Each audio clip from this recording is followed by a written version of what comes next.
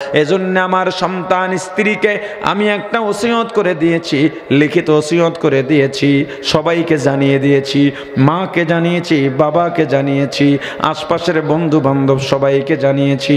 আমি কুয়াকাটায় তোমাদের জন্য একটা বাড়ি করলাম।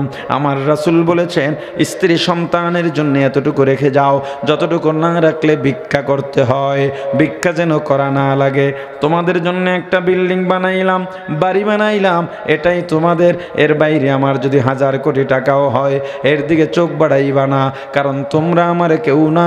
মারা যাওয়ার পর 1 বছর যাবে না, তার আগেই তুমি একটা অজুহাত দাঁড় করাইবা, আমি মহিলা মানুষ, ছেলে মেয়ে নিয়ে চলতে পারি না, আমার একটা অভিভাবক দরকার। এই অভিভাবকের অজুহাত দিয়া আর একটা স্বামী নিয়ে সুখে সংসারে শান্তির ঘর করবা।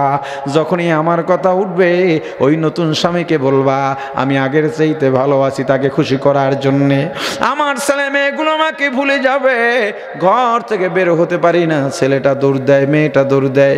একদিন 2 দিন দেরি হয়ে গেলে মোবাইলে ভিডিও কলে কথা বলা লাগে, এত মায়া, এত ভালোবাসা।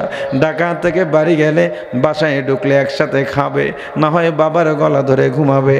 কিন্তু আমি যদি মারা যাই 2-4টা দিন কান্নাকাটি করে বাবার নাম স্মরণ করবে না।